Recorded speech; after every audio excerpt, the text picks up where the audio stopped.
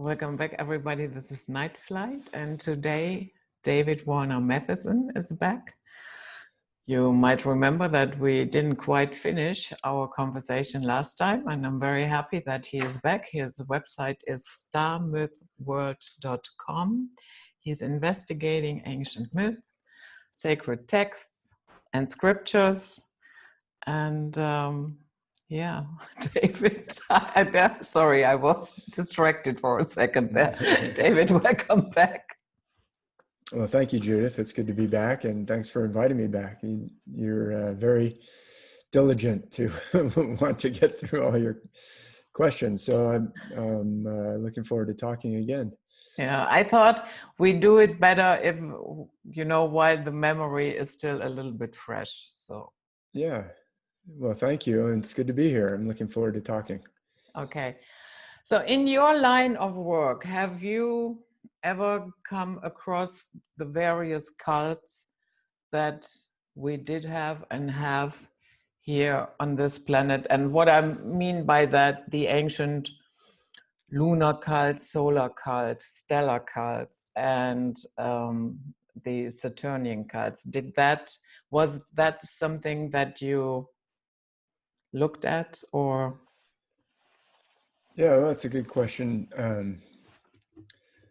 So I was really looking primarily starting with the Bible and wondering what's going on there, because as I mentioned in the last conversation, I was taking the Bible literally when I started to see the connections between the stars and the myths from other cultures. And then I was resistant to seeing them in the connection between the Bible stories and figures and the stars. But I think, I showed probably, maybe too many examples last time, but I could go on for hours and hours without even going through the book of Genesis to show that it's based on the stars. And then every other book of the Old Testament and the so-called New Testament, all the way to Revelation, is based on the stars.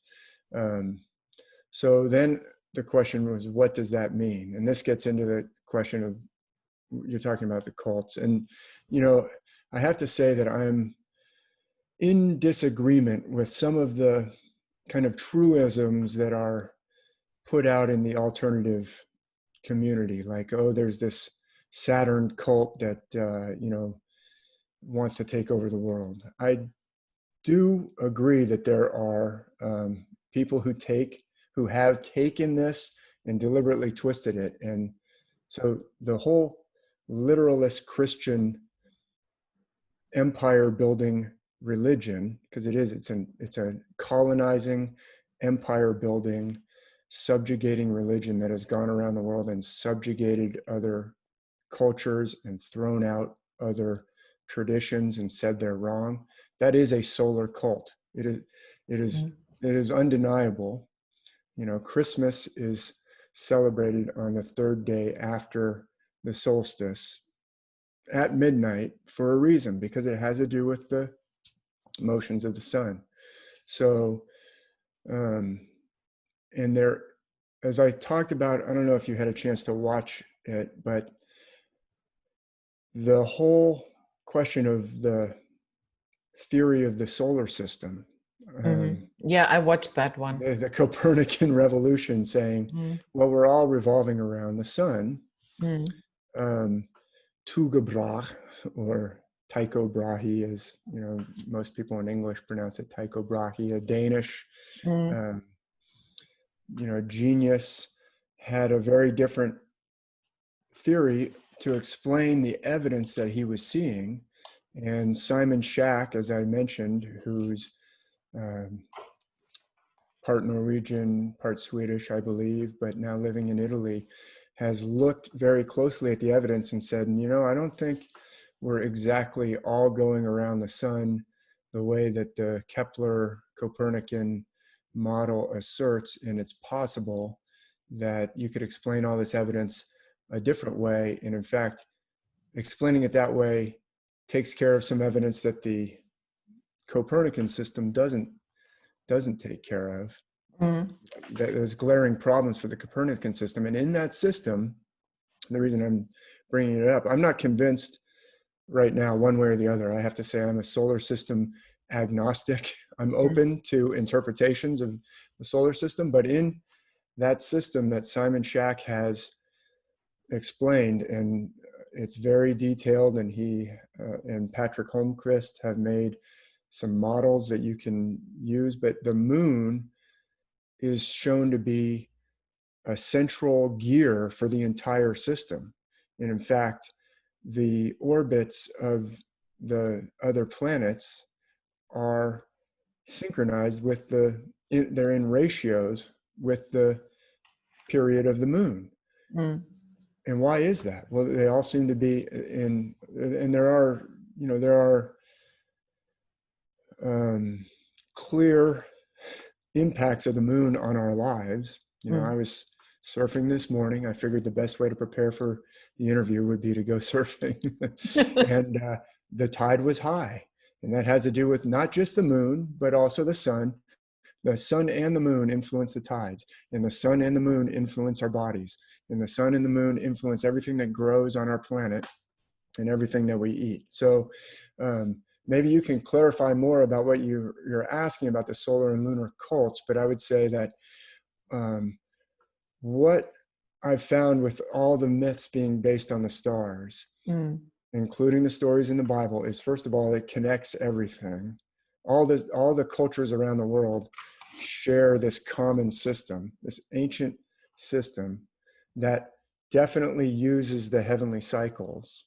And so the ancients clearly understood the importance of those heavenly cycles, even though, I'm arguing that they're using it as a metaphor for things that are going on inside of us, but it also has to do with the influence of Jupiter and the influence of Saturn and the positions of the planets. And right now, Mars is very close to us, and you can see it. It is just brilliant in the sky. If you go out after about 10 o'clock and look up at Mars, it's just blazing in the sky and very large.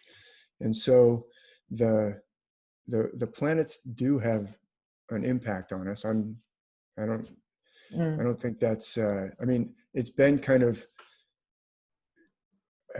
turned into a fringe belief, like, oh, you believe in astrology, or, but there are, I blogged about kind of in the early days of transatlantic radio transmissions, the radio companies, these are legitimate big corporations, were doing experiments and saying, well, yeah, it looks like the radio waves have different levels of propagation when the planets are in this alignment versus this alignment versus this alignment.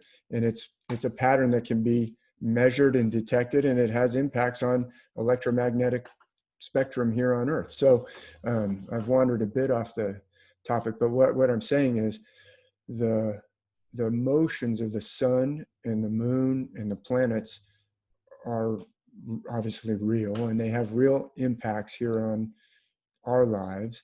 And the motion of the moon is extremely important. And if you look at the calendars of the ancients, almost, without fail, they're both solar and lunar. The Hebrew calendar, where they celebrate, finding the date of Passover, has to do with both a sun position and a moon position. The Chinese New Year, which is all around not just in China, but Vietnam, Korea, the Asian calendar is solar and lunar. The date of Chinese New Year, which this whole coronavirus thing started right around the time of the spring, New Year festival, where everybody travels back to where their family origin is. It's a time of tremendous travel. That is a solar and a lunar calendar. And so, do we use a solar and a lunar calendar here in the West? No, we don't.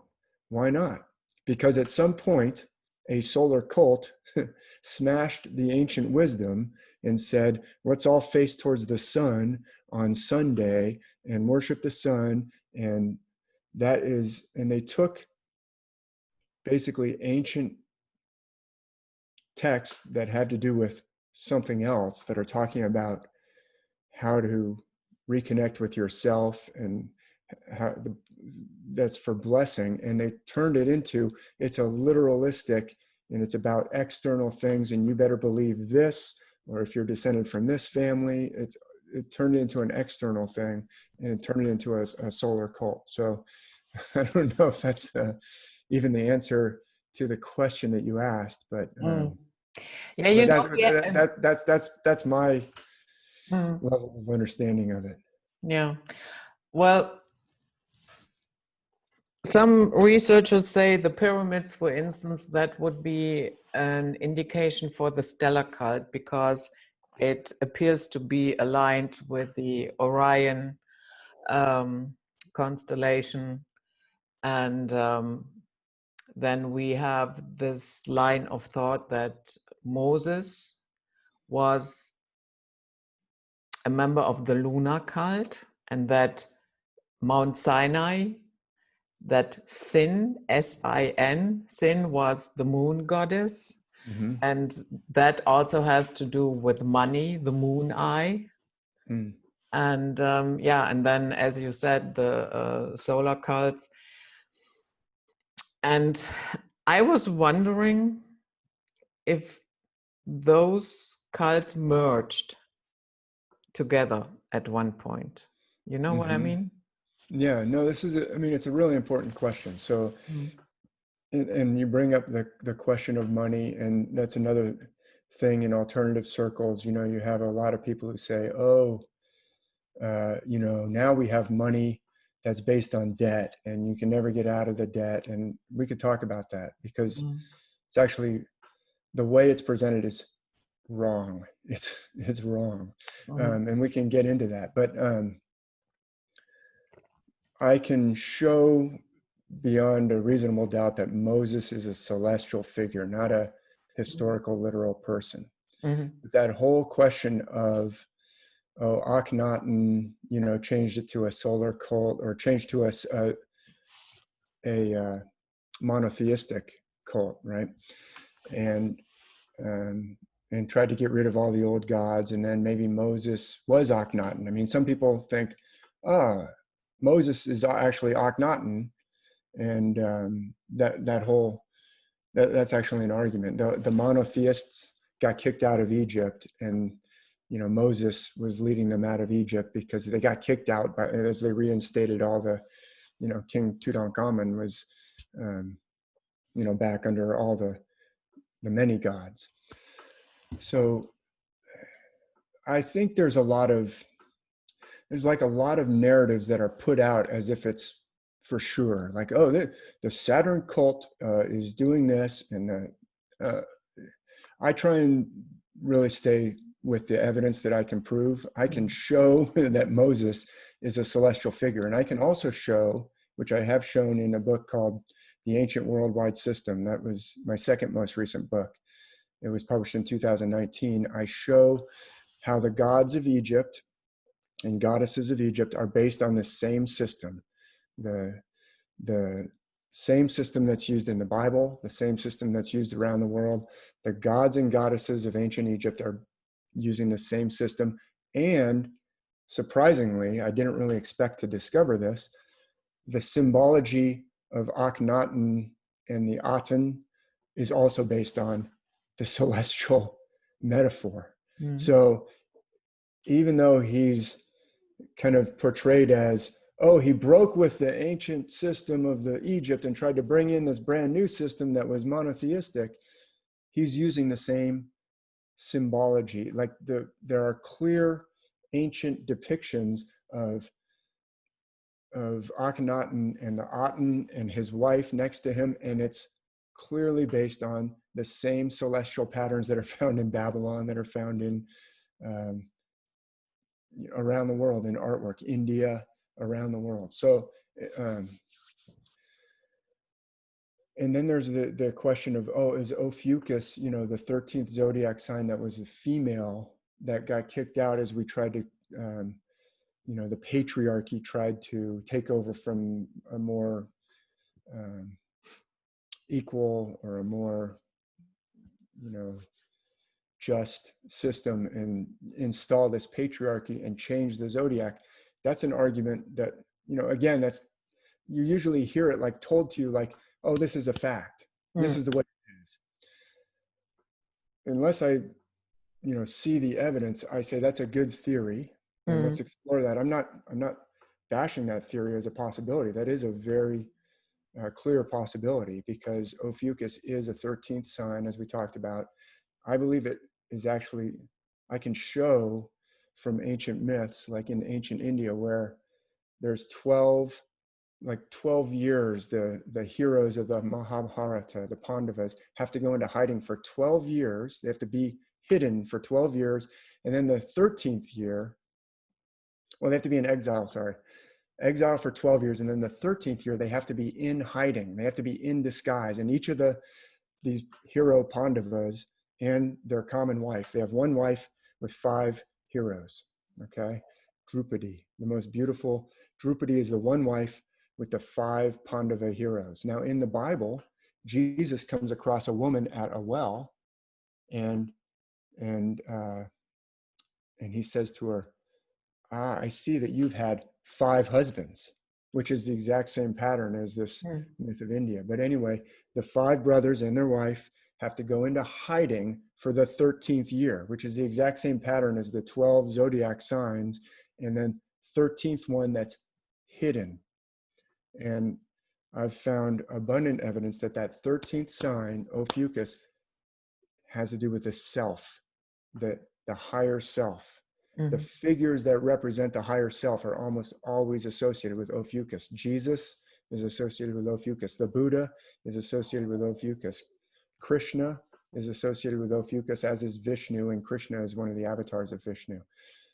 Goddesses are associated with Ophiuchus, such as the goddess of wisdom in ancient Greece. Athena is clearly associated with Ophiuchus.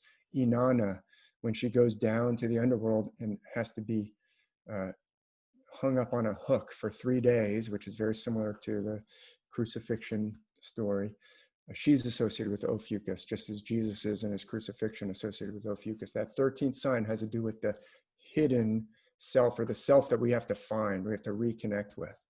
So I'm not so sure, I'm not denying the fact that there is patriarchy in human history.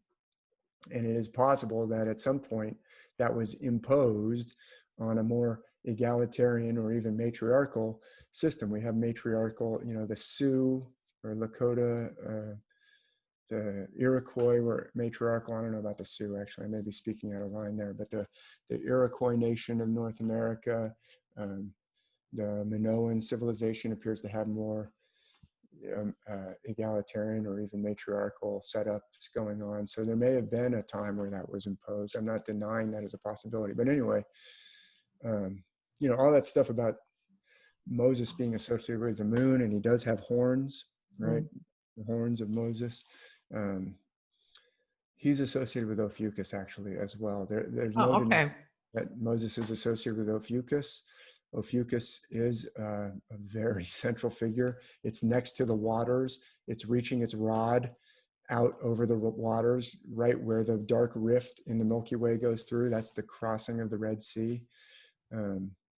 There's even pictures of Goliath being slain and Goliath having horns. There's lots of depictions of Goliath, the giant, with horns.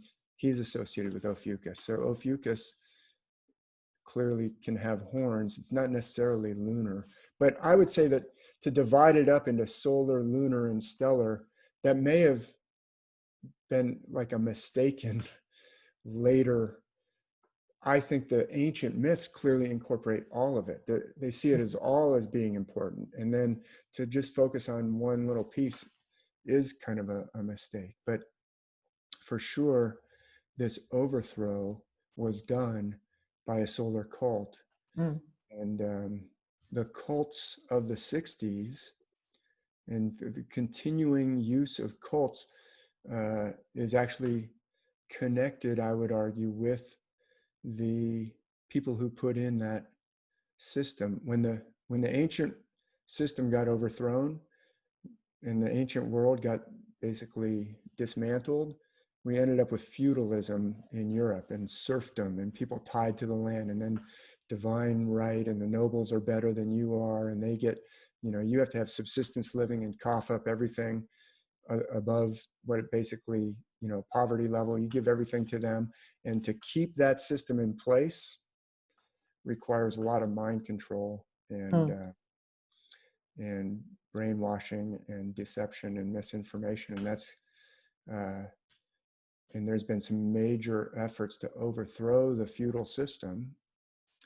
And I would argue that the feudal system fought back and is still fighting back. So we could get into that. So I don't know if that answers the cult question or dodges the cult question. Was there more like detail you wanted to get into on some of the cults that you're talking about? I'm not one who like has, unless I have evidence, I'm going to be cautious about talking about it. I have evidence that the ancient myths are based on the stars, and that understanding was overthrown. Okay. Yeah, that's perfectly fine. Is it possible that, as you said, Moses is a symbol for Ophiuchus? Is it possible that there are also, yeah, let's say, not one-on-one, but that it also has been a person? That it's multi-layered. Yeah. It's presenting a celestial Yeah. constellation, but there are characteristics from a real person in it as well. Is that possible? Yes, of course it's possible. But I would say, so I do get asked this a lot. A lot of times people who are very tied up with their identity in the literal stories of the Bible, because they've infused our culture so deeply, right? The stories of the Bible are very influential in our culture of the West, Western Europe. Mm. England and Scotland, became extremely literalist Christian, and then a lot of the settlers of the United States that invaded the United States, and then injustice. I'm not making light of the injustice of the genocide that took place of spreading across the United States, but that was largely very religious, very literalist. And so in the United States, you have also a very deep kind of fundamentalist strain that's Yeah. still there today, and still, Which is very puzzling to us yeah, Europeans from the continent. yeah, it's still very strong in the United States, and it has political ramifications, right? So we could talk about those. But so this question that you're asking is one that I get asked a lot by people who, let's say, were taking it literally for a long time, and then when they see the connections to the stars, they say, well, isn't it possible that it's both? And I say, yes, it is possible. Mm-hmm. I personally don't believe that it's both, but if you want to say that it's possible, I think you have to have some kind of divine intervention to argue that it's possible. Why? Because the stories from Adam and Eve to Cain and Abel to the Genesis flood of Noah, the other events of Genesis, the Joseph story, all the way through Genesis, all the way through the prophets of Elijah and Elisha, and the story of David and Solomon, okay, and all the way up to the vision of Ezekiel and the later prophets, and then the New Testament, the gospel stories, the accounts in the book of Acts, the book of Revelation. If all that has happened in some way, and you're saying not one-to-one, but let's just say, let's argue one-to-one. Is it possible that all that happened one-to-one and is in the stars? Well, if you want to argue that, I would say it's possible with divine intervention. I mean, Okay. you can't argue that all these people randomly around the world, or randomly in all these different places. I mean, the Bible covers stories in Babylon and in Egypt and all these different places. They all live this literal life just like it's told in the stories, and it's also reflected in the stars. You have to argue at that point, well, it could happen if a divine omnipotent supreme being is making it happen, is making these people's lives line up with the stars. You could argue that. But I would argue that it is much more likely that these stories are part of an ancient system that was partly forgotten or largely forgotten during some kind of catastrophe.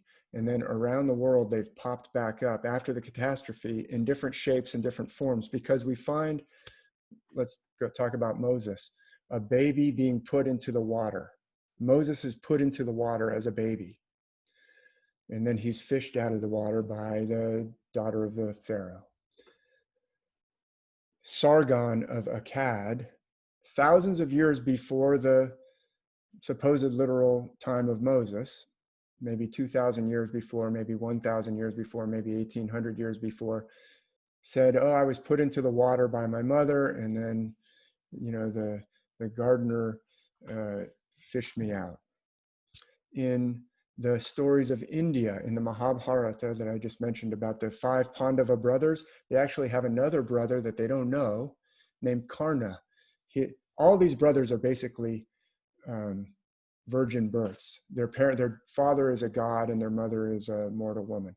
Karna as well, their same mother prayed to, did a mantra, and the sun god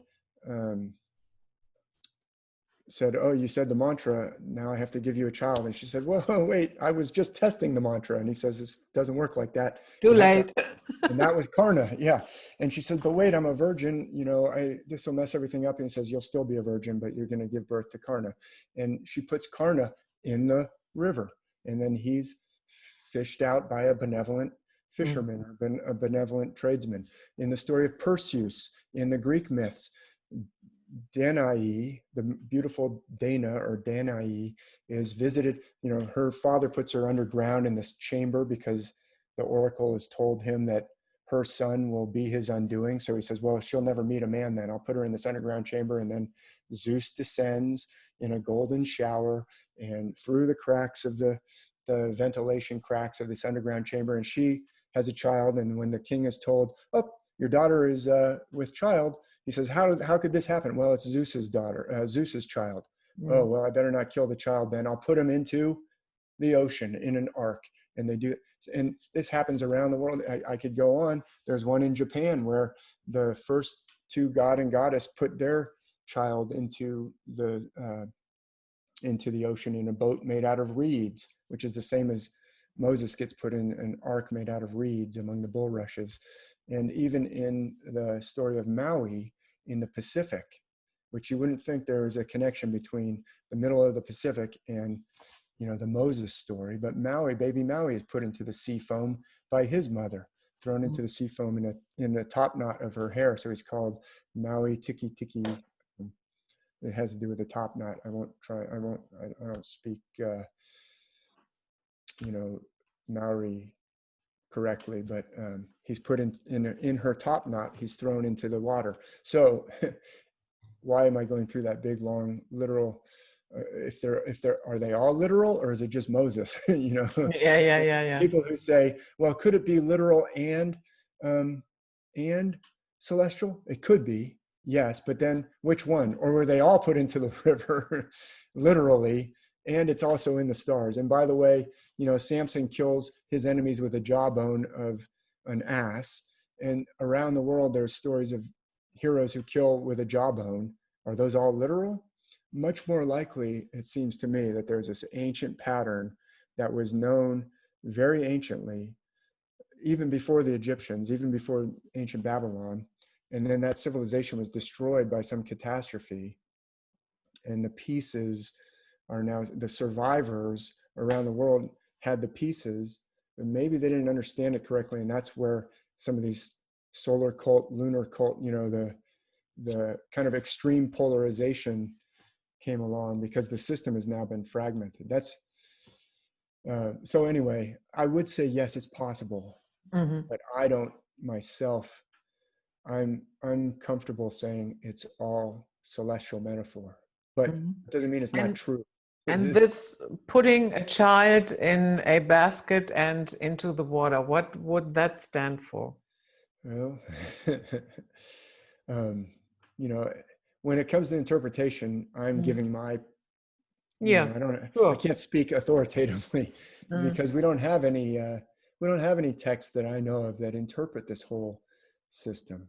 mm, But the whole thing has to do with, I purposely didn't make a presentation because last time we did a big presentation, but let me show my screen real quick. mm, Show a zodiac wheel just to, where's my zodiac wheel? Got to find it. I did put a zodiac wheel in here, didn't I? Oh, there it is. Sorry. Okay. Share screen. I'll share my desktop. And we'll just do this. So you can see my zodiac wheel there. Can you mm-hmm. see my screen? Yeah. Okay, great. So the wheel of the year, this is from Johann Daniel Mylius, actually from somewhere in Germany. It wasn't called Germany back in 1611 or so when he, it was different sections, the Palatinate and the, you probably know much more about that history than I do, but he's showing this in one of his books that he wrote and illustrated. The cycle of the year, if I could draw on this, let me see if there's a way to draw. There we go. I'm going to annotate this real quick. Go back to make that bigger. No, I can't make it bigger, but let's see. How do we get back to make it bigger? Well, anyway, the cycle of the year, I can make this vertical line here and this horizontal line here designate the, let me try and get this back to being larger here. Designate the equinoxes and Mm-hmm. the solstices and the equinoxes. Let me just, so that, I don't see where I can annotate now. That cycle of the year, this coming down into the lower half of the year and then going up to the upper half of the year, this line here runs through the solstice, the summer solstice up top. This is Gemini, this is Cancer. They made it look more like a lobster than a crab. I don't see where I can draw now. I'll just use a spotlight. All right, this, well, you can see that this top line here, Mm-hmm. that's the highest point of the sun in the Yeah. middle of summer, the solstice. Down at the bottom, in between Sagittarius and Capricorn, this is basically showing the age of Aries, but they still use that for Western astrology mostly. That is the lowest point. That's the turning point. That's where the sun stops going lower and lower and starts going higher and higher. And then these two crossing points are the equinoxes. This is where our year descends. We recently crossed the equinox, and we're less than 40 days from having crossed that equinox, heading down into the lower half of the year. 40 days after the September 21st or 22nd equinox, we have Halloween. And there's a reason for that. The 40 actually has to do with 40 weeks, or is argued to have to do with the human baby is inside the mother for 40 weeks. So 40 days after this crossing point, we have the day of Halloween, where everyone puts on animal masks because we're now in a physical body where we've taken on an animal nature in addition to our spiritual nature, and we're heading down to this lowest point of the year. Well, so this is all trying to answer your question of what could this baby put into the water have to do with anything spiritual.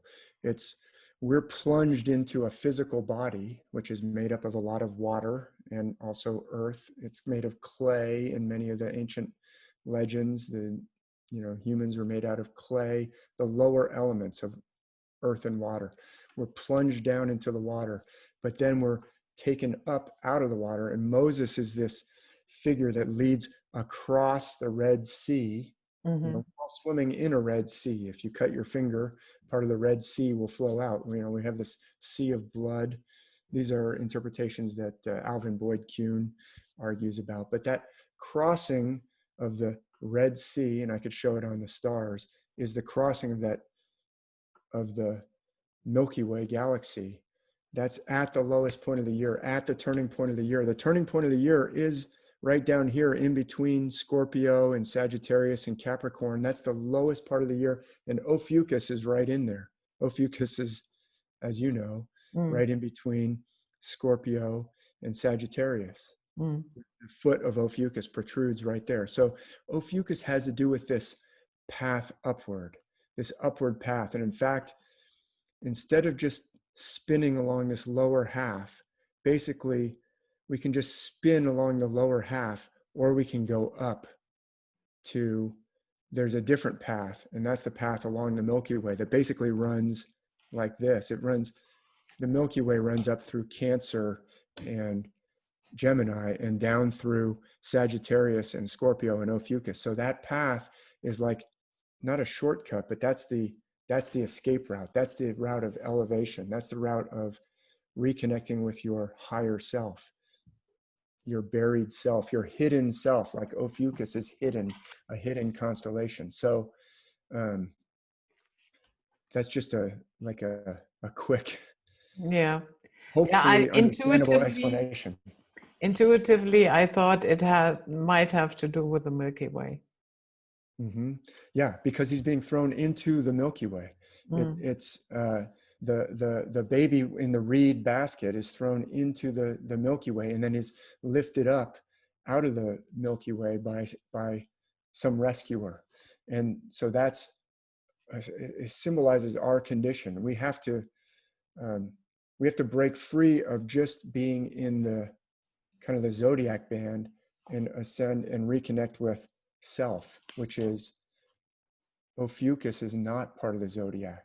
It's part of Mm. the zodiac, but it's not part of the zodiac. We have to reconnect with part of us that's That's hidden.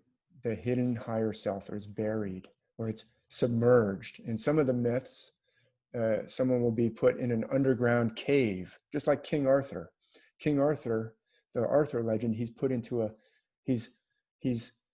enchanted, and he has to go down under the river or under the lake of Avalon, just like Saturn. Actually, Saturn is sleeping in the cave of Ojidja.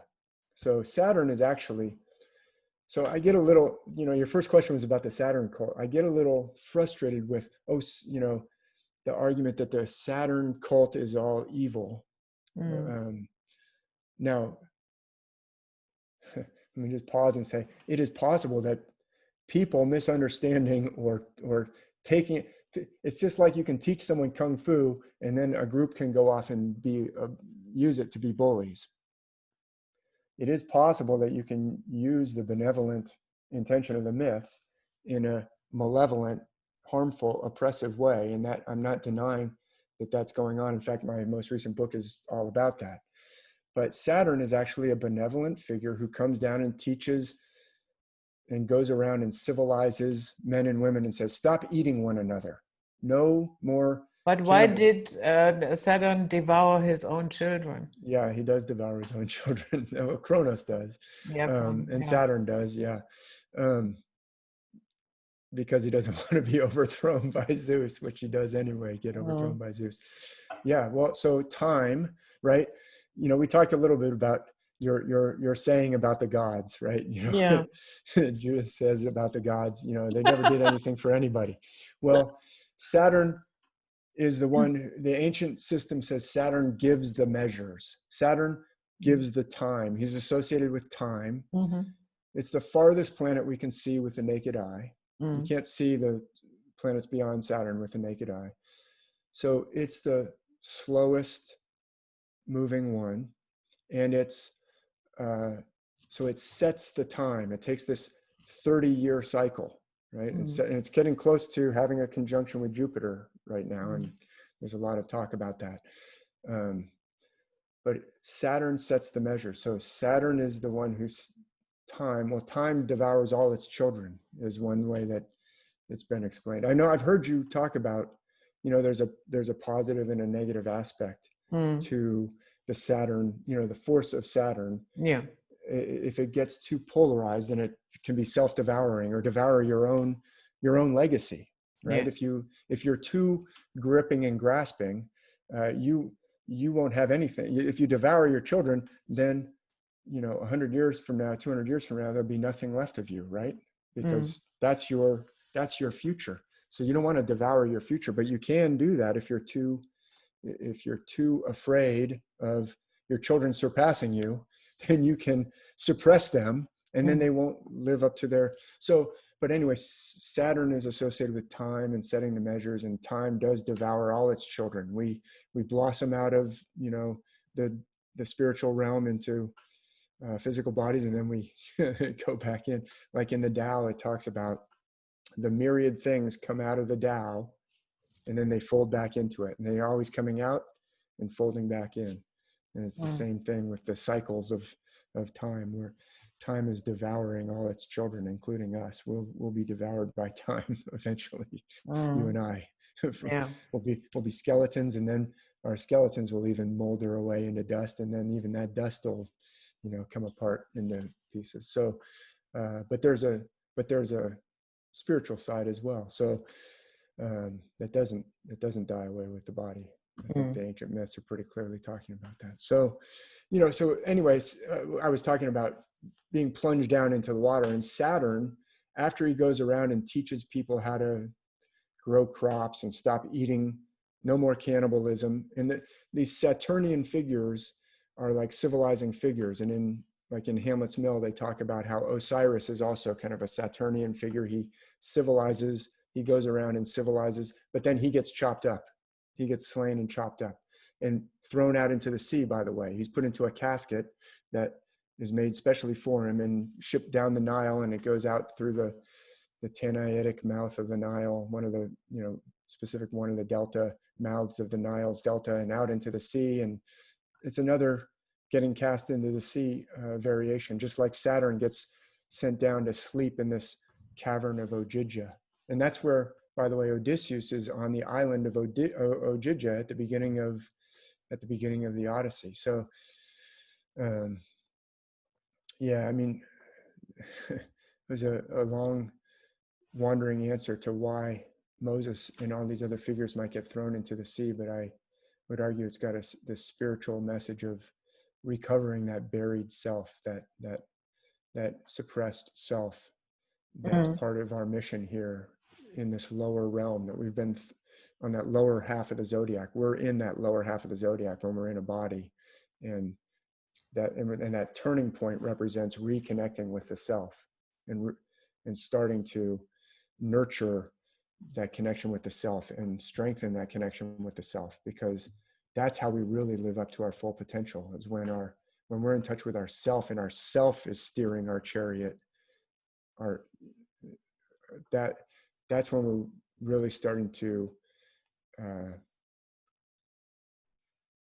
fulfill the capacity that we've been given.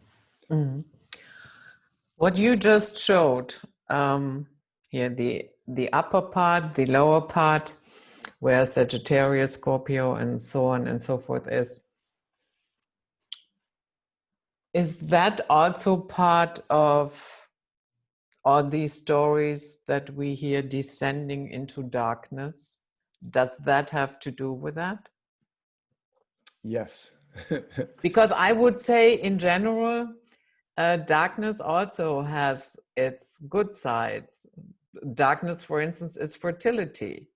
If you just throw the seeds out and they are burning in the sun, you will not get a lot. So darkness definitely has a positive side to it. So maybe you can elaborate a little bit on that. Yes. So I could put up the wheel again. Maybe I should just quickly put it up again, because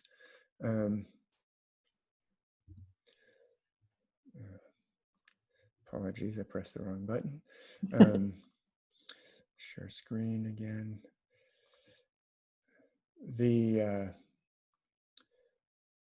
just maximize that.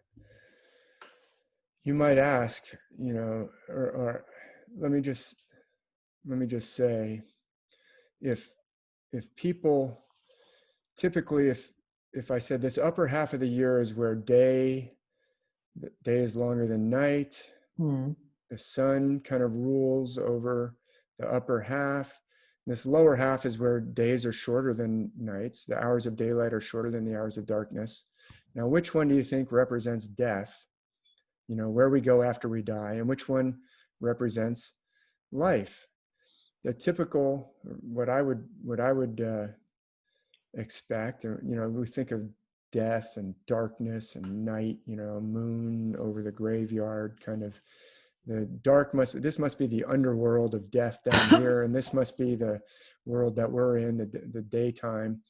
But Alvin Boyd Kuhn, who I refer to a lot, he wrote a lot about the ancient myths. He didn't really have the star connection, but he wrote about the ancient myth as having the spiritual, and he did connect it to the motions of the sun and the moon. But he explains it's an error to think that this lower realm is actually the realm of death. That's actually where we are now. We're in this lower realm, this realm of darkness. And you're right, Judith.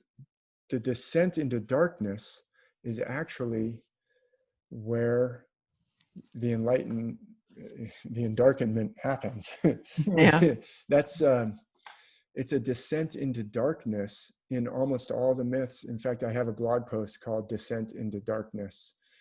Persephone goes down into the darkness, and the whole Eleusinian mysteries of the ancient Greeks was about Persephone and the search for Persephone.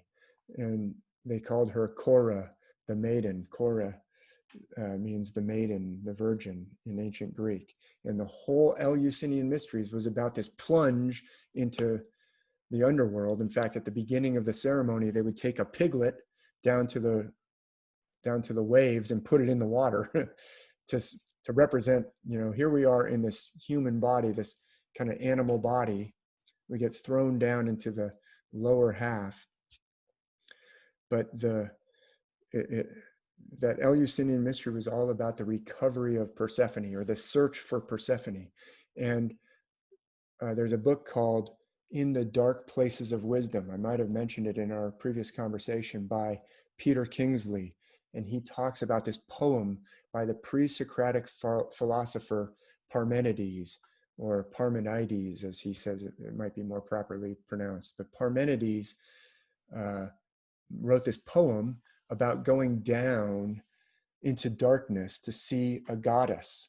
And Peter Kingsley says that is the path of wisdom. And they would actually go into caves and meditate and go into kind of a trance condition.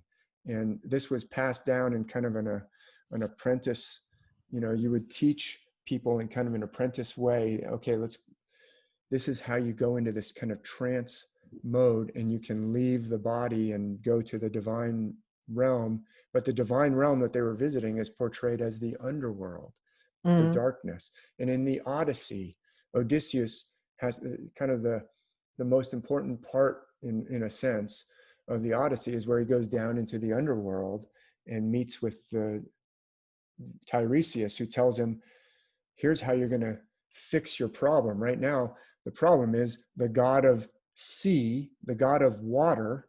You've been plunged into water. Remember, we talked about Moses when I was trying to explain off the top of my head to Moses. We're in the realm of Poseidon, and Poseidon is angry.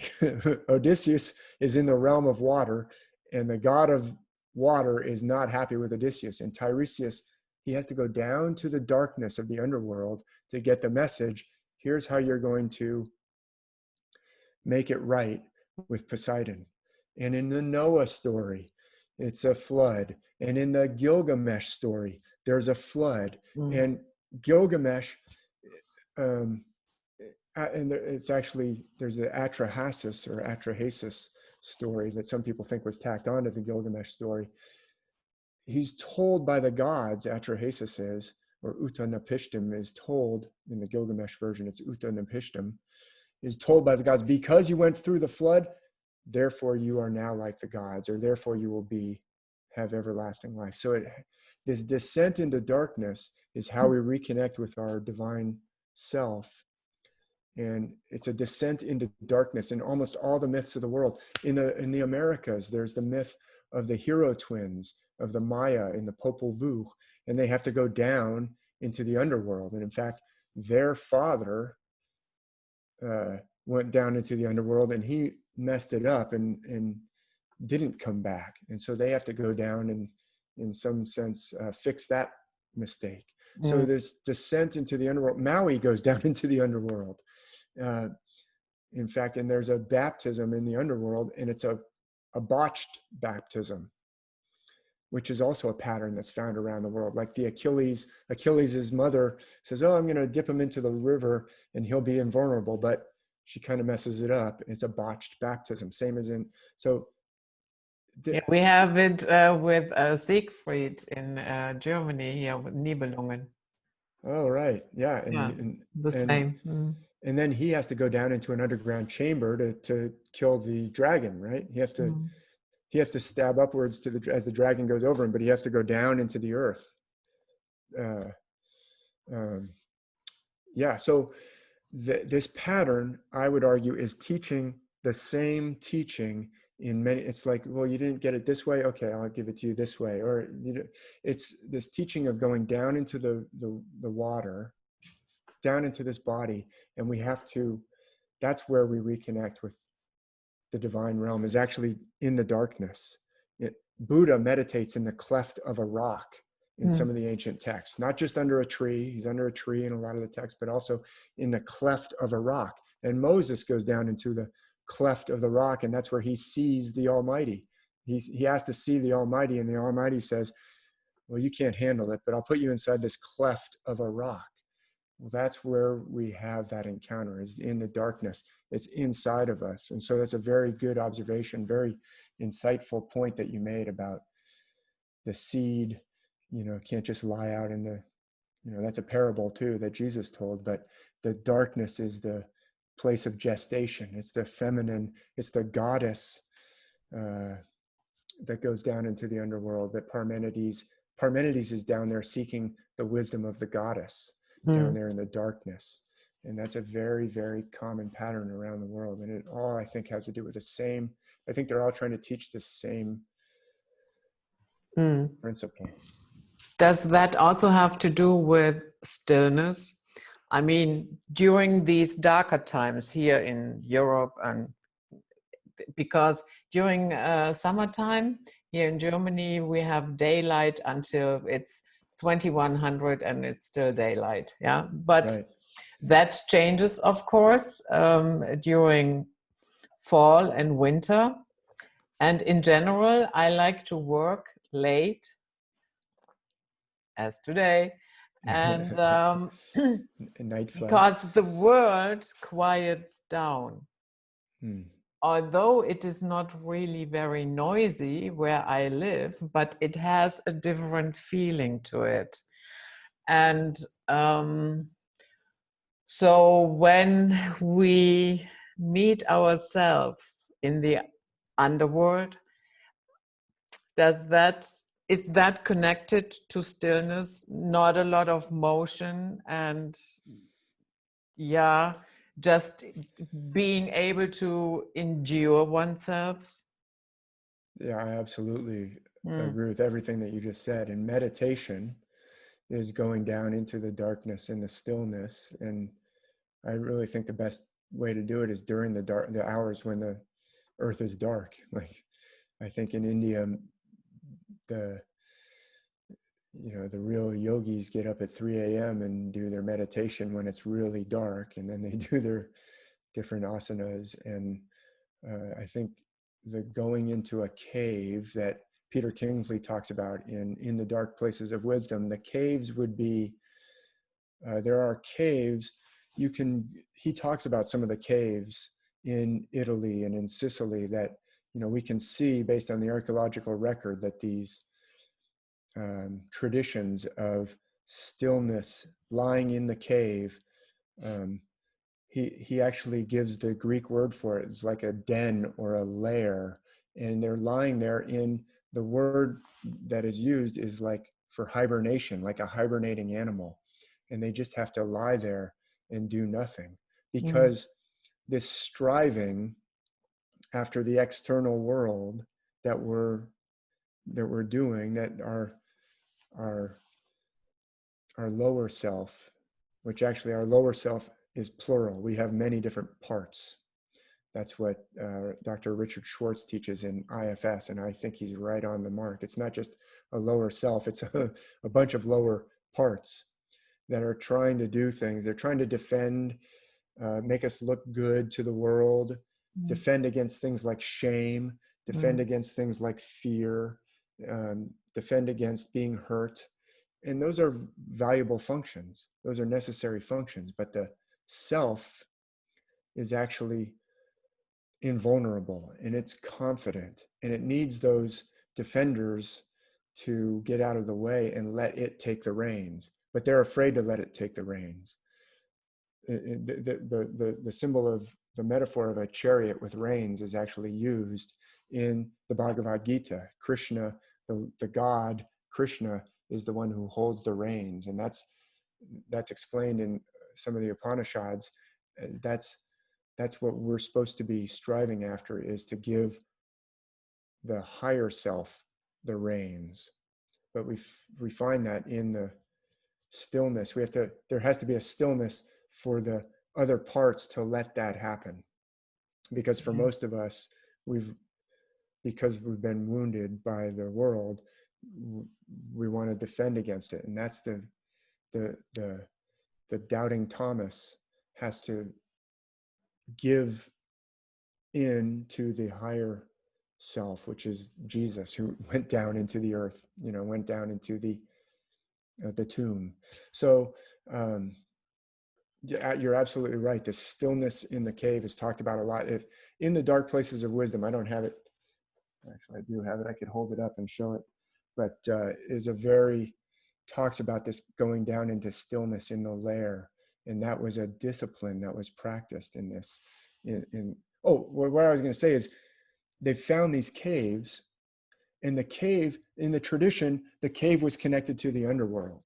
It would be said, this cave connects to the underworld. That's why it's the special cave. It's a plutonium. It's connected to the realm of the god of the underworld, the wealthy one, Pluton.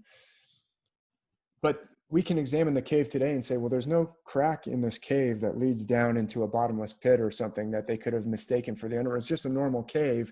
How was it connected to the underworld? Well, it was connected to the underworld because you get to the underworld by going into the darkness, and in here is connected to the underworld. Not the cave itself isn't physically connected to. We can examine the cave and see, well, there's nothing here that could have made them think that it was really literally connected to the underworld.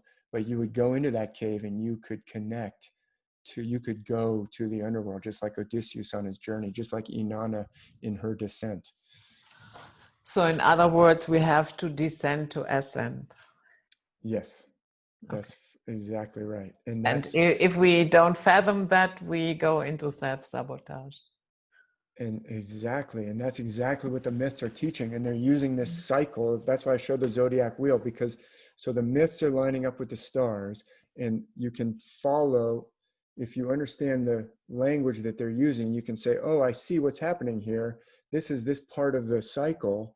This is where the turnaround happens for Odysseus, or this is where the turnaround happens for Inanna in this story. This is where, and you can follow it. And then they're giving that message through the lowest part of that zodiac wheel is where the turn upward occurs. So it's using that system to say what you just said. We have to go down to reconnect with the higher self, or you could say the deeper self, because it's found very deep down there.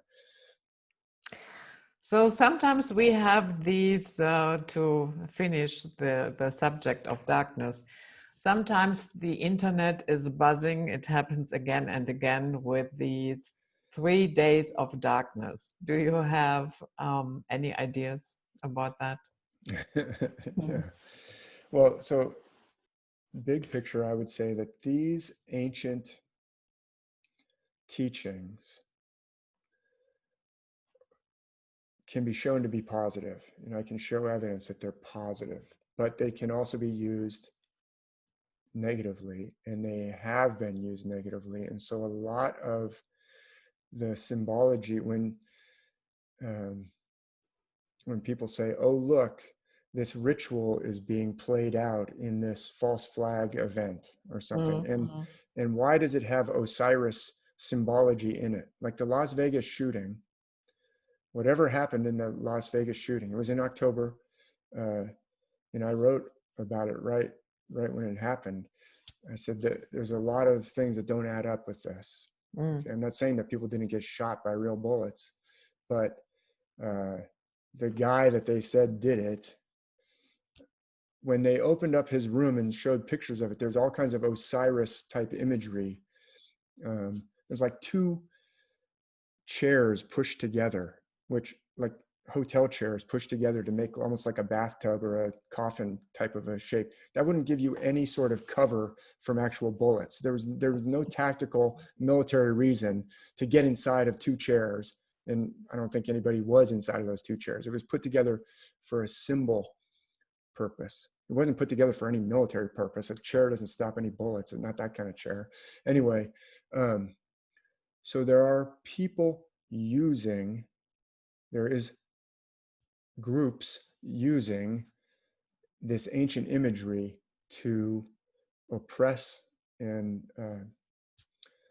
confuse people.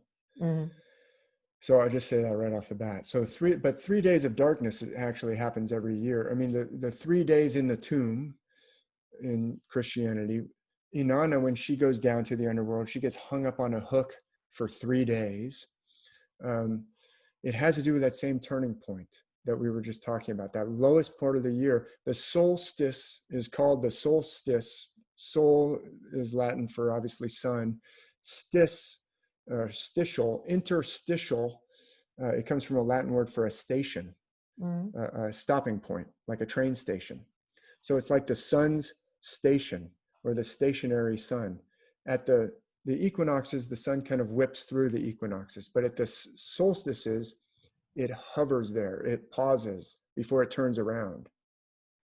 It goes down, and it basically rises in the same place for looks like 3 days, and then it starts moving. I mean, it looks like it's rising in the same basic place for 3 days. So some of these ancient chambers, like in Newgrange in Ireland, where the sun goes down that long shaft and hits a certain stone way at the back, just on the solstice, it'll hit that for 3 days and then it'll move along. Or in, Malta, the island of Malta, some very, those kind of kidney-shaped, equinoctially aligned and solstitially aligned Menastra and Gigantium. I'm not saying it exactly, pronouncing it exactly right, but they're beautiful, curved. The sun will pause on the solstices, and it's like a 3-day pause. So that's like at the winter solstice, which is darkest time of the year. Winter solstice usually falls on December 21st or 22nd, most often on 21st, and it has to do with the calendar system wise. But 3 days after that, so the 3-day pause of darkness ends at midnight on the 24th. See, 21st, 3 days of darkness, darkest days of the year. Midnight on the 24th is when it turns back around and starts going up. And that's when they put the baby, if you go to like in some of the Hispanic cultures, the baby gets put into the manger scene at midnight on the 24th by usually the oldest daughter or something like that. I'm not sure, the tradition probably changes from one place to another, but they put the Christ child baby, they put the whole manger scene without the baby until midnight on the 24th. And then the daughter, it's like a special thing she gets to do, puts the baby in the in the manger scene. Why? Because she's a virgin, probably. You know, the youngest daughter, or the daughter, puts the baby in the crib right at midnight on the 24th. That's the end of the 3 days of darkness. So, but yeah, there's all these, oh, we're having a blood moon, or, oh, this moon, you know, you get this over and over. Oh, it's the end of the world because this moon, we're going to have the blood moon and then 3 days of darkness, and then it's going to be the apocalypse. A lot of that comes out of the book of Revelation and taking it literally, and trying to get you to think that it's the end of the world. Which Yeah, the has to do with peasants must be fearful. Well, yeah, we can get everybody on edge. And how many of those have we had? And, you know, but the next one's going to be, but what I think is going on is there are people who really do want to usher in a new world. Yeah. not a beneficial one. But those myths are actually about the changing of the equinoctial cycles. It's a new world when the sun is rising in a new zodiac sign on the spring equinox, and all four of them are going to change when the new age comes in, and that's happened over and over. So we get these end of the world myths because it's celestial, but it actually again relates to elevating ourself. All those revelation and apocalyptic have to do with reconnecting. They have to do with disconnection and reconnection, and it has to do with, on one level, reconnecting with ourselves. So it's a positive message, but I do not deny that there are groups who want to take it negatively and want to get everyone looking forward to this end of the world and they can usher in a yet more, you know, negative system, which, So you know, in other words, we have to wake up to. So in other words, these groups distort what is really there. I argue that, and I present evidence that that's what's going on. They're distorting what's there. So because, you know, I get in the alternative media or the independent media, which I love the independent media. I think everyone should support the independent media as much as they can. I think what you're doing is very important, Judith. That's why I want to go on podcasts and support independent media as much as possible, because the mainline media is obviously telling us lies. There's no doubt about the fact that they're telling us lies. It's quite clear. It should be clear to everybody that what's going on with COVID is full of lies. Yeah. Okay? So, but I also get frustrated because independent media, there's like a meme, or like almost an unspoken or an unchallenged teaching by many people who go on independent media and say, yes, all these, you know, religion was just created to oppress you, or the ancient myths were there to, you know, to enslave us. You know, the Saturn cult or the Anunnaki wanted to enslave humans to dig their gold for them. And all this stuff is a bunch of mind control to enslave you. So I spend some time in my book, Myth and Trauma, showing it's not negative, it's positive, but it can be twisted, and it has been twisted. So yes, not only is it being twisted, but it's being twisted, I would argue, by the descendants of a long line of twisters who started twisting it, at least during the Roman Empire. At least during it was basically during the centuries from the end of the first century through the Constantine in the 4th century, which is the 300s. Constantine was basically the first Christian emperor, but he wasn't the first emperor of this solar cult. There were solar cult emperors before him, and this solar cult was operating in the shadows, and Christianity was operating in the open. So it was a two-pronged attack. You had an underground solar cult, and you know what that cult was? Because there are archaeological remnants of it in Germany and in England and all over Europe. Lots of them in it's Did actually you wherever. mean this disc, this Yeah. a disc of Neba? Oh no, the need the No? sky disc. No, I'm thinking of the cult of Mithras, the Mithras, Mithraic cult. yeah. Yeah, Okay, yeah. The Mithraic cult is usually portrayed as that was the rival to Christianity. It Yeah. was not the rival to Christianity. It was the deep state aspect of Christianity. It was the underground aspect of Christianity, and it helped overthrow the old setup in the Roman Empire and all the old gods and replace it with this solar cult. And they took over Europe, basically. They took over the nobility of Europe, or all the flags of Europe are all solar and celestial in nature. Mm. Look at, I was just drawing, wasn't the most beautiful drawing, but I was drawing the line of the equinox and the line of the solstice across the zodiac wheel, right? Do you also see elements of Dionysus in there? Well, yes. Mm. So, you should interview. Well, you've interviewed. His name's now slipping my mind, but I mentioned him last time I watched your interview with he's a DJ and he talks about the music. Mark Devlin. Yeah, Mark Devlin, and also Christopher Knowles talks about, he has a book called Our Gods Wear Spandex, and he's talking about, rock concerts are Dionysian. He talks about the reestablishment of the mysteries, the mystery cults. I think all those arguments are very valid. I think Christopher Knowles is right on target with the things that he is showing, and he shows some pretty amazing and disturbing but undeniable things that are going on. So once again, I would argue that Dionysus is a positive figure with also has a dark side for sure, a dark and dangerous and chaotic side, but because we do too, right?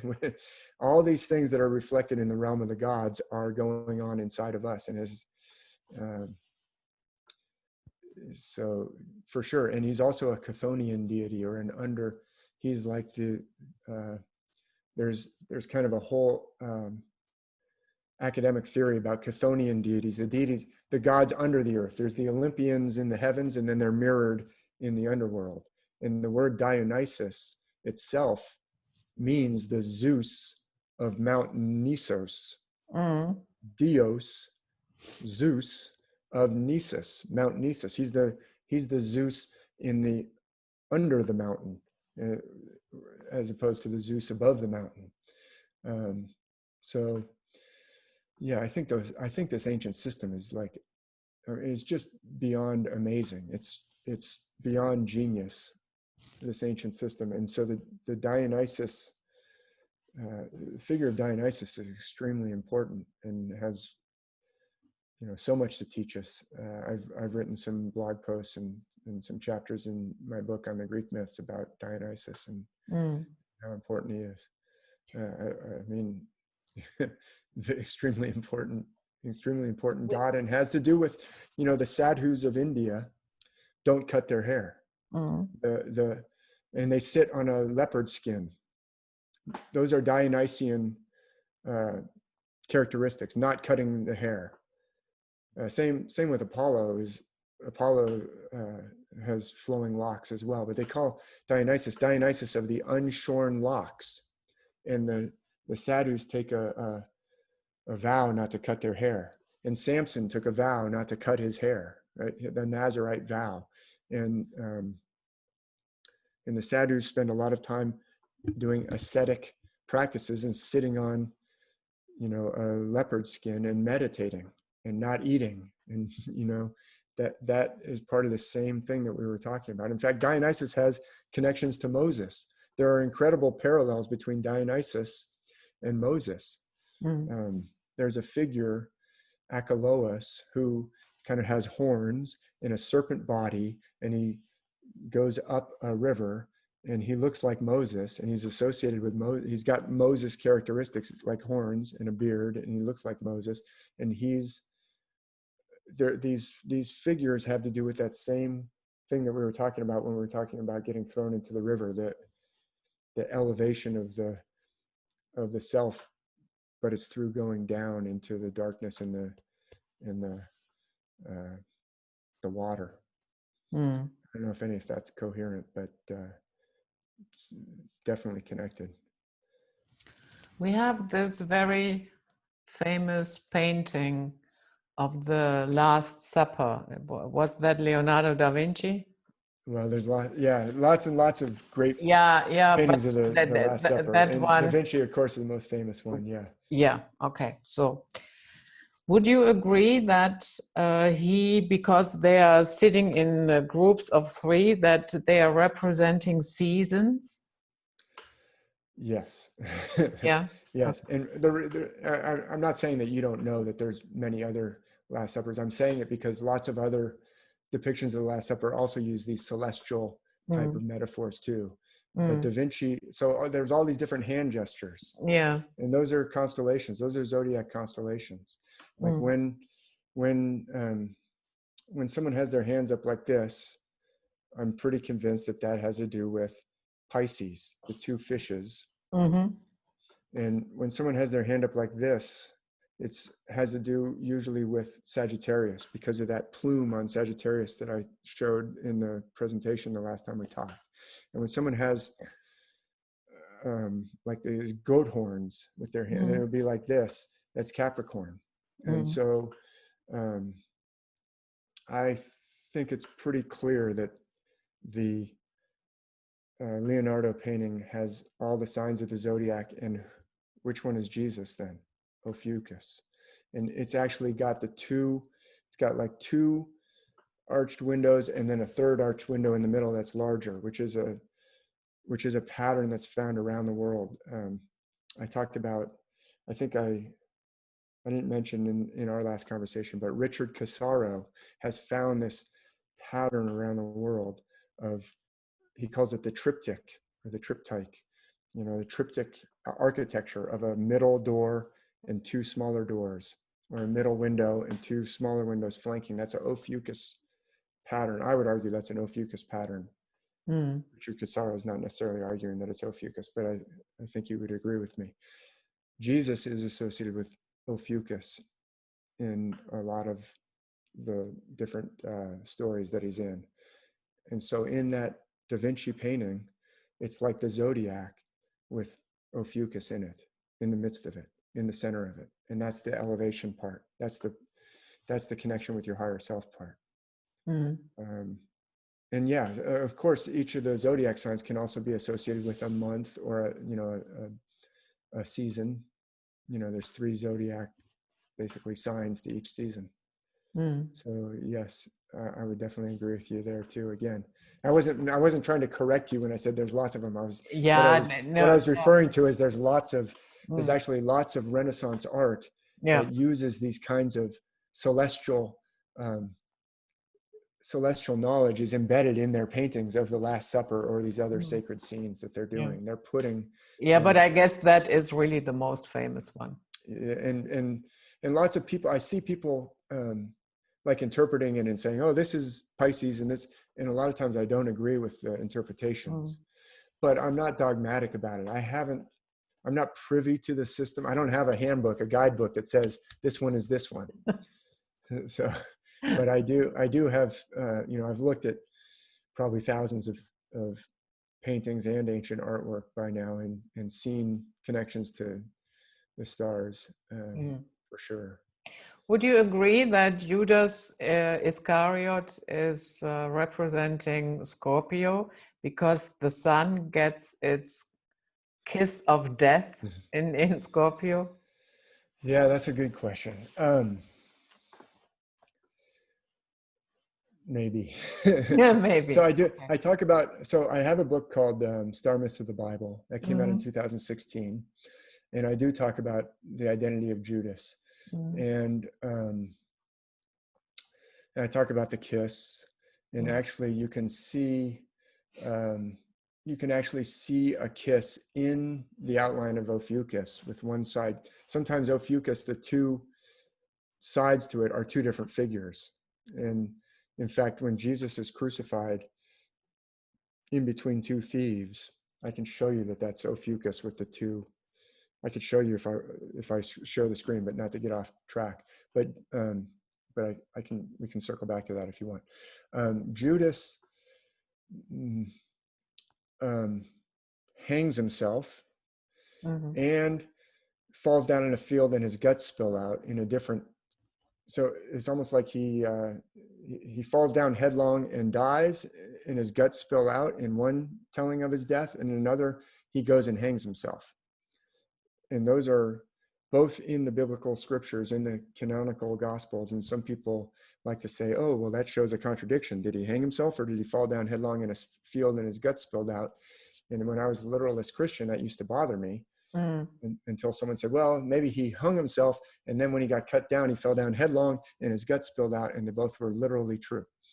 Well, those are both two different constellations. The hanging himself is a Sagittarius, and falling down headlong and his gut spilling out is actually Aquarius. Aquarius is this headlong runner that's pitched forward. So Judas, I think, is like the antagonist character, is a complex character, is going to be a few different constellations in that band next to Ophiuchus. So yes, Scorpio, Sagittarius, and Aquarius are all pretty close in there. And I think maybe when he does the kiss in this heavens, you can see it in Ophiuchus, but I wouldn't say, oh no, that's wrong to say that Scorpio is where the kiss of death, or the sting, the sting. Jesus talks about where their worm does not turn and the fire does not die out. He says that several times about the underworld. He says, where the worm does not turn and the fire does not die out. That's Scorpio, is that dreaded worm. Scorpio is actually more often a serpent type of a figure than a scorpion in myth. Sometimes it's a scorpion, but that's the worm that doesn't turn, and the fire that doesn't die out is the Milky Way. That Scorpio is right embedded in the Milky Way. And I could pull up a star chart to show that, but people can go check it out for themselves too. So we can get through all the questions. I'm trying not to go off on big tangents here. Yeah. I'm interested in, these are very good questions. All of them are really good. My interpretations might be a little different than kind of some of the things that get told out there. I always want to have like 2 or 3 pieces of evidence before I start really getting confident and saying, yes, Jesus is definitely associated with Ophiuchus. Well, I can say that because there is enough evidence. I can show like 5 or 6 or 10 pieces of evidence that Jesus is associated with Ophiuchus, although sometimes associated with Aquarius and some other constellations as well. But, I won't be dogmatic unless I've got like 2 or 3 pieces of evidence. Yeah. Another very prominent story is the story with twins. Yes. And we also have in the Bible the story with Esau and Jacob. Yes. And there appears to be a struggle in the womb of the mother. Yes. Who will be born first. That's right. And so what is that all about? What's going on with twins and the myth? Right. That's one of the most important patterns, I would argue, and it's found around the world. So twins, and there's Cain and Abel too. And one slays the other, and Cain slays Abel, and that's a really important myth. Jacob and Esau for sure. And notice that Esau is the hairy twin. He's hairy. He's described as being hairy. His forearms are so hairy that, their father, Isaac, is now old and blind. And so the way Jacob tricks Jacob tricks Isaac into giving him the blessing by putting, some goat skins on his forearms. And Isaac says, oh yeah, I can tell it's Esau because your forearms are hairy. The hairy twin is also found in the Gilgamesh story. Gilgamesh is this 2/3 divine king, but there's something wrong with him. He's a tyrant. He's lording it over the people. He's being an oppressive king instead of the way a king should be. He's taking everything instead of protecting everything for the people. And so the gods say, we need to correct this situation. Let's make Enkidu, who will be his twin. And every time Enkidu walks around, people say, wow, how exactly like Gilgamesh he looks, except there's a slight difference in build. And by the way, he's very hairy. So we have this hairy twin. He has long hair. He's covered with hair like an animal. He runs with the animals. Enkidu does. It's actually this beautiful relationship he has with the animals. He helps them to escape the hunter's snares. He drinks with them at the water hole. And then Enkidu, the hunters get tired of him letting all the game go out of their snares. They say, we got to stop this Enkidu. How are we going to trap him? I know. We'll send this beautiful temple prostitute, Shamhat, to seduce him. And once she seduces him, he'll be like us. He'll be trapped by civilization, and the animals will no longer, he'll be separated from the natural world. The animals will no longer run with him. They won't recognize him. They'll run away from him. He will have lost his connection, this wider connection to the world. So what does it have to do with us? I think, so Enkidu and Gilgamesh are not two different people. They're one person. Jacob and Esau, it's a way of dramatizing. Twins is a way of dramatizing. We have a lower self and a higher self. Oh, okay. Jesus actually has a twin, Thomas. Thomas is called Thomas Didymus. If you read the book of John, it says Thomas called Didymus, which means the twin. And we're never told in the scripture who his twin is. It's actually Jesus is his twin, the divine twin. There's a divine twin and there's a doubting twin. So this, even in the Achilles story, he has Patroclus. And a lot of like modern university kind of critical theory says, oh, they must have been having this homosexual relationship because they're so close. No, they're one person. They love each other because they're one person. It's the twins. Achilles is like the divine twin. He shines like the sun. He's irresistible in battle. No one can stop him. That's your higher self, is actually cannot be damaged, but it withdraws from the battlefield. Achilles withdraws and goes and hides in his tent and won't come out. And so Patroclus has to try and put on his armor and do what Achilles is supposed to be doing. And Patroclus, of course, gets slain because he can't do what Achilles can do.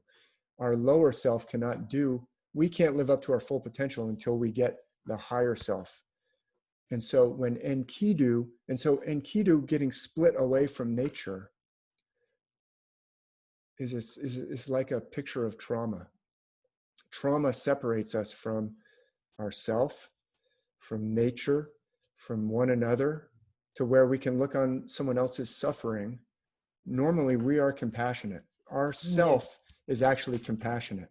You actually have to tell yourself lies in order to overcome your natural instinct for compassion and say, oh, they deserve that.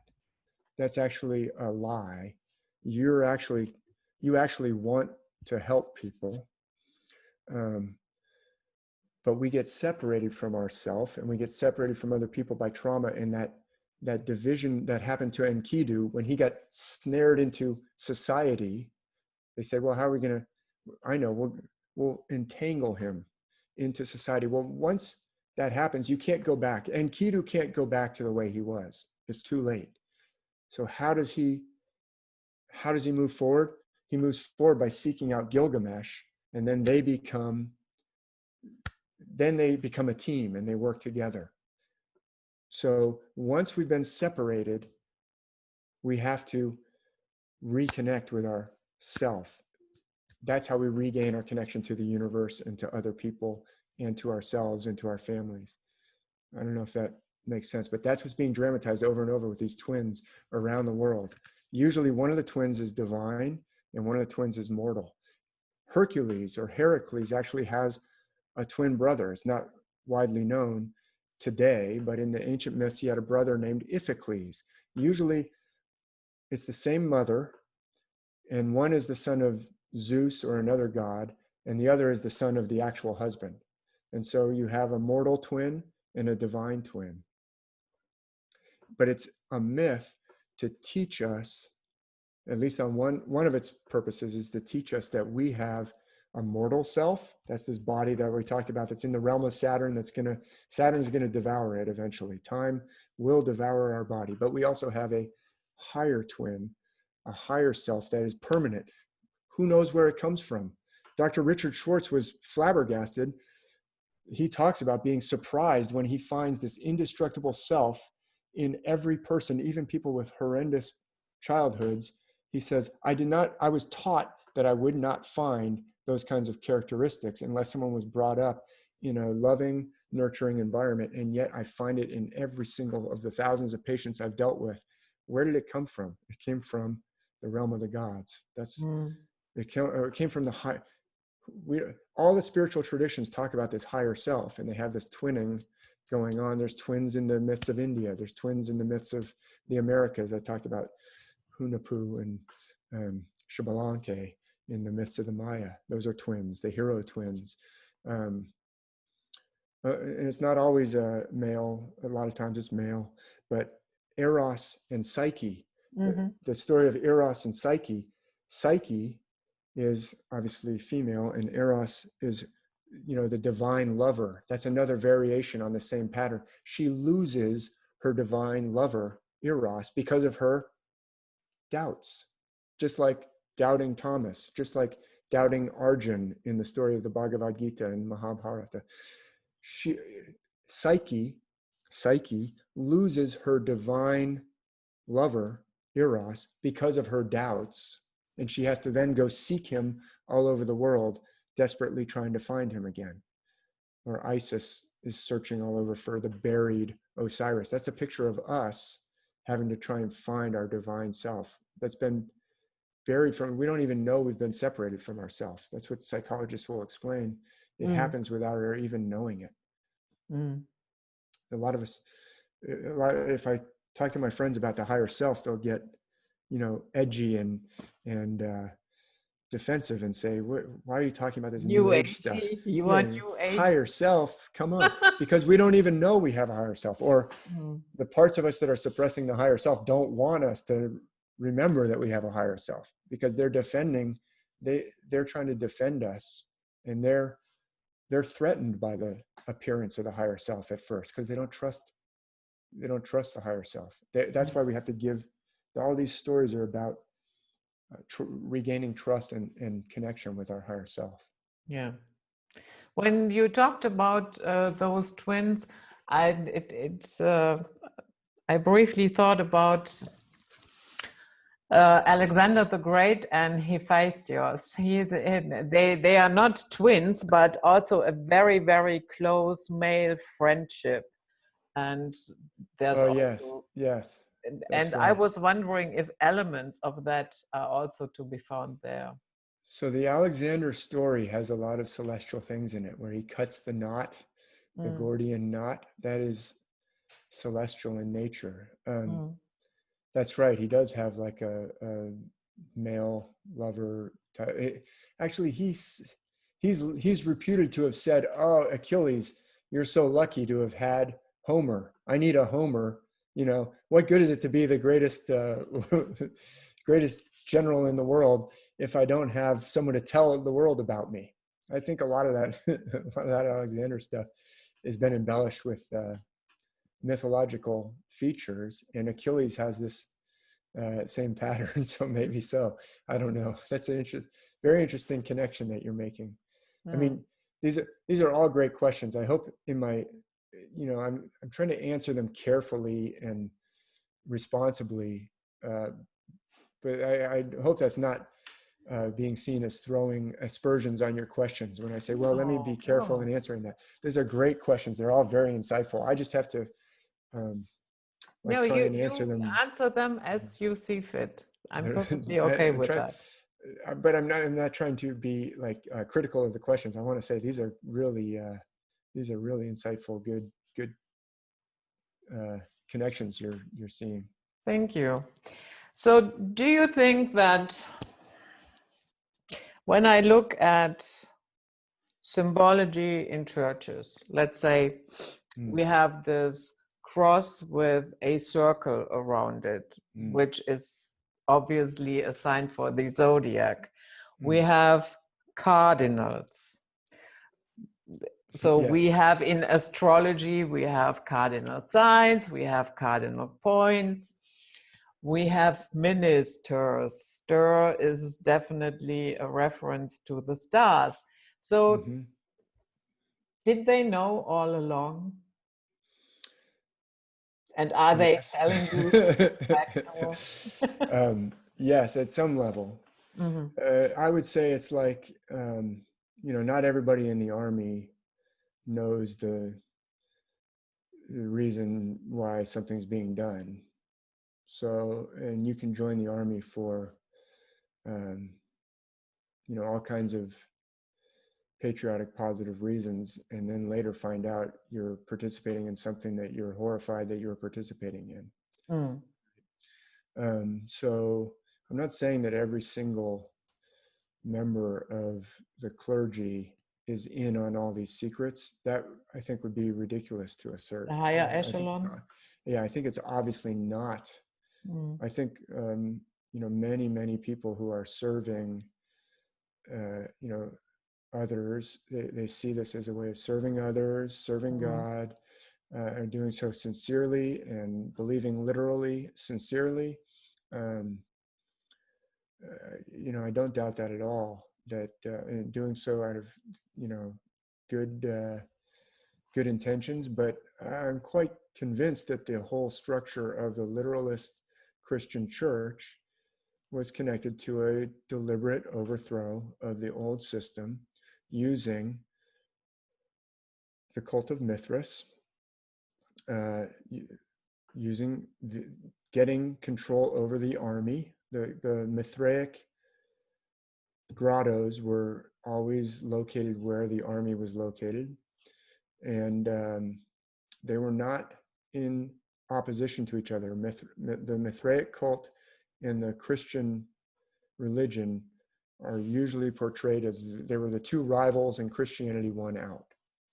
But I talk about it in my most recent book, Myth and Trauma, relying on the research of a Italian naval officer, retired naval admiral named Flavio Barbiero.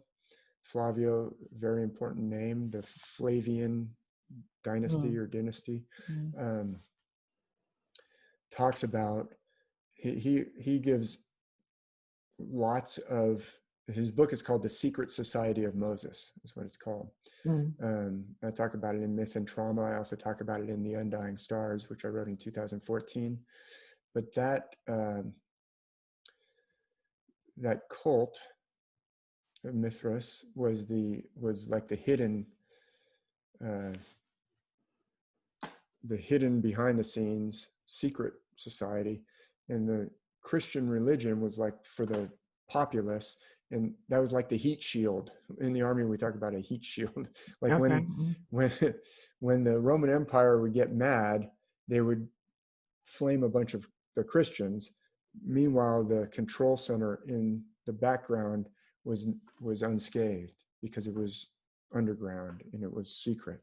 And the Christians were the ones who were taking the heat while the manipulations were going on in the background. So there's a cadre that I think has always known and has probably been passed down. And eventually, once Christianity took over the Roman Empire, then the secret part could be shut down to a degree, not disintegrated, but it could be switched onto safe, like you switch a weapon from fire to safe. I talk about this in my most recent book, Myth and Trauma, because you don't need it behind the scenes anymore. Once you control the army and the government, and you've got the emperor. The emperor is your man. You don't need the secret society to be out, undermining that. You don't want them undermining it because you own it. Mm. But it continued down through the ages of being kept for use where you don't have control. Like where was, the church control thrown off, then you activate the secret society again. Does that make sense? Where if you no longer have the control of the government, then you have to go back in to use the shadow method. Yeah, that makes perfect sense. It's the same with, let's say, not everybody, let's say a teller that is working at Deutsche Bank has knowledge of the money laundering that they are doing. Yeah, that's right. But we can't deny that is going on. Yeah. But you're right. It's the people who need to know, and it's done in these methods of how you keep a secret and yet get people to work in the same direction have been known for a long time.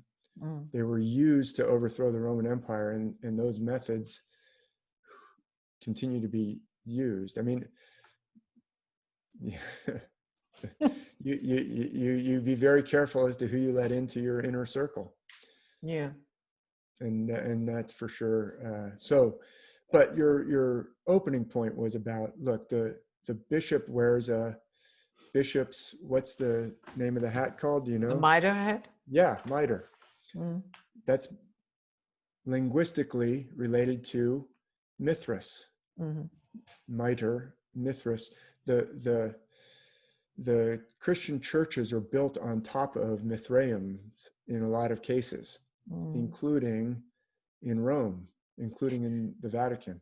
The Russian Orthodox, the headgear. Yeah, so there was a big split there. There was a big schism, right? Yeah, that thing reminds me a lot of what Dagon is wearing. Yeah. So that's an interesting point about the split between the East and the West. But I would say it's probably a split within a family of literalists. It's a literalist. The literalist takeover led to the situation that we have today. And so I think all the stuff that I'm talking about, right up to the conspiracies that are going on today are connected to this whole story.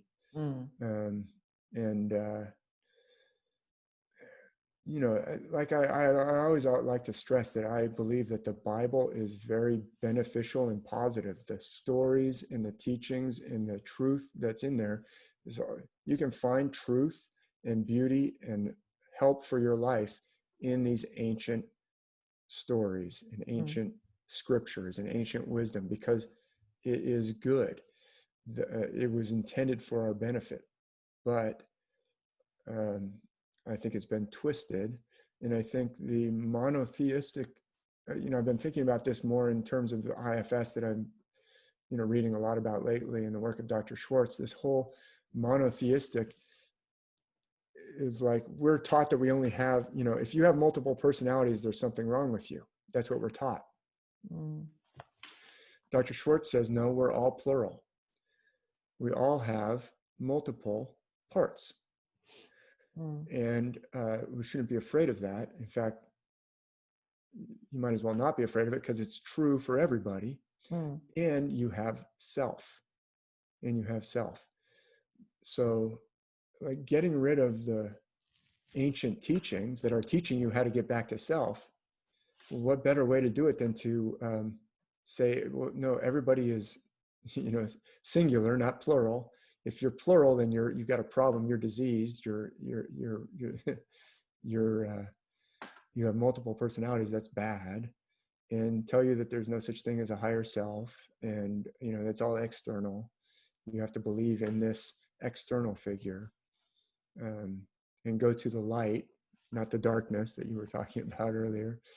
So it's all part of a very coherent picture that we can see of the ancient wisdom being stamped out. And I have no doubt that the group that stamped it out knew what they were doing, Yeah. understood these symbols, and those symbols continued. And are they still understood today? I don't know, but I would guess yes by some. Mm. I would guess yes, but Yeah. I don't have any hard evidence of that. But Yeah. I think it's pretty clear. I mean, the churches, they're lined up to the rising of the sun Yeah. on certain days. If it's a church of St. Michael, it'll line up on this day, the opening of the church. In the paintings, I could show you, hundreds and hundreds of paintings of sacred subjects that are all using the celestial. So the system was handed down. Whether it was continued to be understood is not something I could say for sure, but I would guess, I would guess yes. Mm. So I will just briefly share my screen. Oh, great.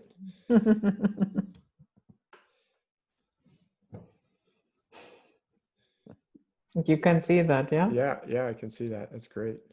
So because I did just before it was actually yesterday, and I thought there was something with brain cells in the universe.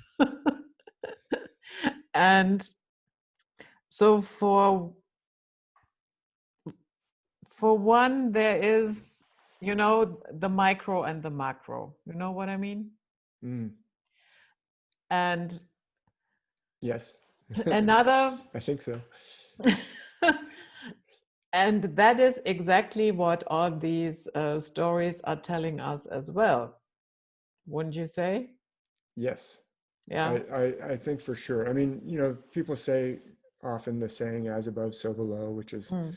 in Western esotericism a lot, and I have to be careful because we don't know exactly what the universe looks like, right? I mean, nobody's Yeah. been out there far enough to photograph it, but I agree that everything down here is reflecting what's up there. I mean, this gets into the question of where, where, I mean, you didn't ask it, but what do I believe about where did people come from? Or, if we have a higher self, does that mean we're created by a deity or a deity? Or could the universe just work that out? I actually don't believe in Darwinian evolution. I think there are a Yeah, lot me of not either. problems to the Darwinian model is wrong. But there Mm. was a botanist, a really famous botanist, and he wrote a book about how Darwin couldn't explain these variations in botany. He said you might possibly be able to argue it for animals that could move around, but for plants, all it takes is one dry season to wipe out a million years of evolution or whatever. They can't like get up and move to a wetter spot. Yeah. But he does say it's really interesting.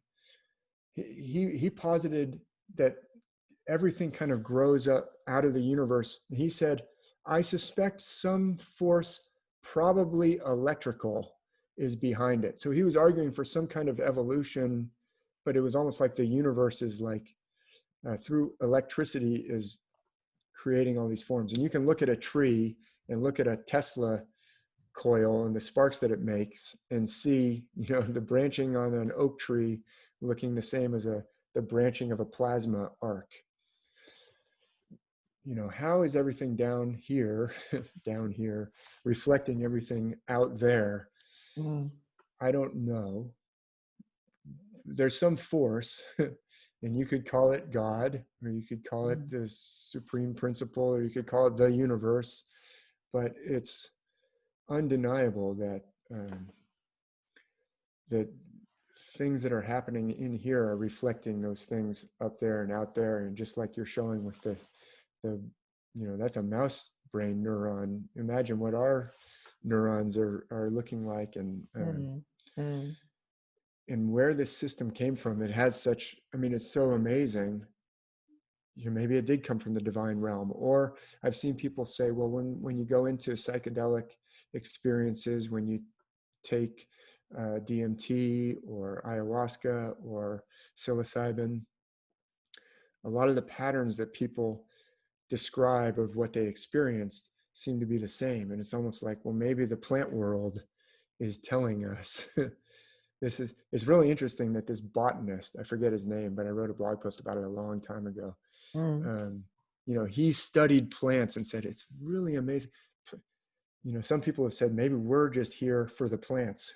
Maybe they kind of brought us into being to help water them. And, and they're the ones who are telling us all these stories when we take, when we take a plant medicine. I don't know. I don't know. I once talked to somebody that did ayahuasca and had an encounter with the spirit of the cannabis plant. And he said that spirit was mean. That was really mean. Well, that's really interesting because, most people have really positive, it makes you mellow, makes you happy. I myself don't use cannabis because the few times that I have is like I get mean and I get grumpy. Yeah. I don't get I don't mean. like it at all. Yeah, I don't No? like it at all. Most people I think do, but I don't. So I don't use it. But it's really interesting to contemplate like that whole as above, so below. But it's like the planets. I think the gods are working their way out through men and women. The divine realm works its way out through. We're like an interface between the divine realm and the physical realm, and we ourselves embody an interface between the divine realm and the physical realm. And the heavens are used as a way of seeing the invisible realm or the divine realm. Yeah. They are infinite. Yeah. I mean, it's amazing to contemplate. Thanks for sharing that parallel. It's really cool. So, David, that was great. Well, thanks for having me back.